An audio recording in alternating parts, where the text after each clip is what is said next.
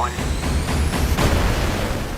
네, 안녕하세요. 팝콘각입니다. 평단과 대중들로부터 완벽한 속편이라는 평을 받으면서 무서운 기세로 흥행 기록을 세우고 있는 영화, 바로 탑건 매버릭입니다. 그간 코로나 시국에서도 터미네이터 다크페이트부터 쥬라기 월드 도미니언 마녀2까지 속편 개봉 레이스가 멈추지 않았었는데요. 짧게는 5년, 길게는 30여 년 만에 돌아오는 이 시리즈물들의 가장 큰 의도는 원작 팬들의 추억과 향수를 자극하기 위함일 거라 생각합니다. 하지만 원작 소재나 배우들을 소모적으로 활용해서 오히려 시리즈의 명성을 깎아내린다는 평을 받기도 하는데요. 특히 머리가 희끗해진 원년 멤버들을 기껏 어렵게 소집해놓고 추억팔이나 하다가 용두사미로 끝을 맺는 아쉬운 결과를 낳기도 합니다. 그런 시리즈물의 실증을 느끼신 분들에게 탑건 매버릭은 놀랍도록 두 마리 토끼를 모두 잡은 영화처럼 보입니다. 고전 캐릭터와 새로운 캐릭터들의 조화, 원작 팬과 뉴 팬들을 모두 사로잡는 장면, 교과서적인 연출 방식은 대중들에게 큰 만족감을 안겨주고 있습니다. 오늘은 1986년에 개봉한 영화 탑건의 느슨한 후속작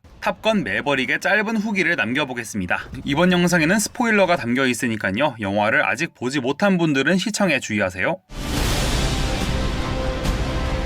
탑건의 매력은 무엇보다 낭만을 잃지 않는다는 데 있는 것 같습니다. 영화 시작과 함께 흐르는 탑건의 OST Take My Breath Away 전주는 액션 영화라는 걸 잊을 만큼 감미로운 선율을 자랑하면서 올드 팬들의 심장을 폭행합니다. 이어서 항공모함 전투기를 출격시키는 장면에서의 유려한 컷 편집을 비롯해 동이 트기 전 어스름부터 장렬하는 태양 그리고 따뜻한 노을까지 탑건 매버릭이라는 영화가 가진 매력은 작품 속 하늘의 색깔만큼이나 다양하게 빛납니다.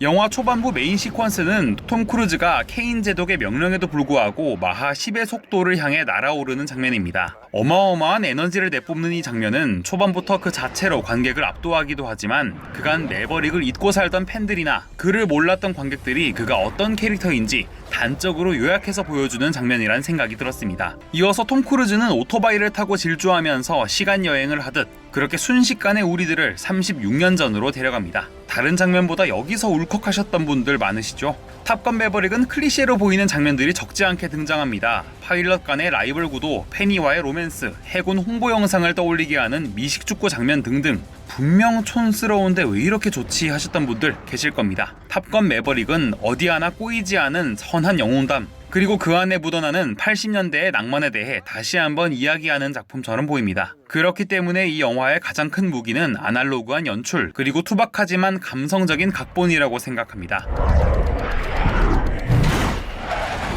제게 이 영화는 톰 크루즈의 그 어떤 영화보다도 자전적으로 보였습니다. 여기서 자전적이라는 말은 톰 크루즈가 평생을 몸바쳐온 배우라는 삶이 녹아있다는 이야기겠죠. 영화에서 톰 크루즈의 역할은 교관을 넘어서 멘토라고 할 수 있을 겁니다. 멘토의 어원이 정신에서 왔듯이 이 영화에서 매버릭은 육체적인 훈련 외에도 탑건들에게 정신무장을 시키는 선배로서의 역할을 하게 되는데요. 평생을 영화계에 몸담아오며 이제는 배우로 넘어서 제작자와 기획자로 활약하며 때로는 엄격한 스승, 때로는 따뜻한 동료로 활동해온 톰 크루즈.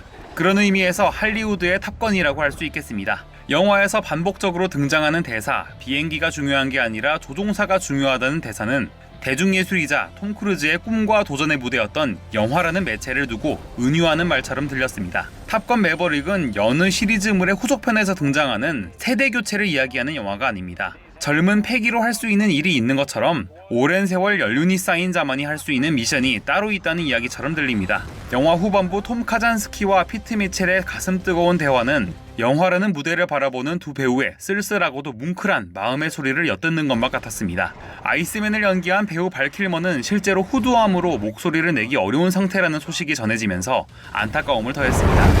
It's amazing what we see in the 물론 36년 만의 후속작인 만큼 원작에서는 상상도 하지 못했던 촬영 방식과 연출이 가미된 고공 액션, 완벽에 가깝게 묘사됩니다. 하지만 그 안에 자리 잡은 아날로그적 내러티브도 아주 돋보였는데요. 탑건 시리즈에서는 매번 불가능해 보이는 미션이 주어집니다. 이번 작품에서 묘사되는 우라늄 시설을 타격하기 위한 작전은 수많은 리스크와 예상치 못한 변수를 전제로 하죠. 이때 등장인물은 물론 관객들도 동선을 정확히 파악해야만 영화의 액션을 더 재밌게 즐길 수 있겠죠.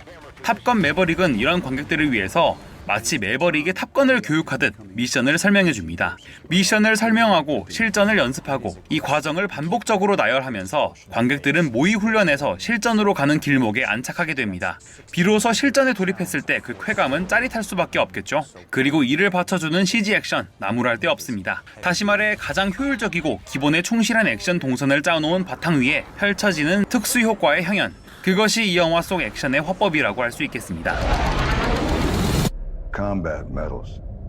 영화의 엔딩을 보면서 머리를 스친 생각이 있었는데요. 영화는 기본적으로 시간에 대한 대중예술이라고 생각합니다. 2시간 내외의 짧은 시간 안에 관객을 그 세계 안으로 초대하고 인물과 상황을 감정이입하게 만들고, 그래서 영화가 끝나고 나서 어떤 방식으로든 관객들은 저마다의 여운을 즐기게 됩니다. 하지만 개인적으로 최근에 관객들을 만난 상업 영화는 소위 말하는 떡밥, 쿠키 영상 등으로 자꾸만 미련을 남기는 것만 같은 인상을 주는 것 같습니다. 물론 팬서비스 차원일 수도 있고 기획상 의도된 부분이겠죠. 하지만 어떤 영화들은 단지 한번 관객들의 반응을 떠보고자 다소 무책임하게 이야기를 흘리는 경우가 있는 것 같습니다. 특히 시리즈의 속편을 제작할 때 이런 경우가 많은데, 한마디로 반응이 좋으면 고, 나쁘면 스톱이라는 거죠.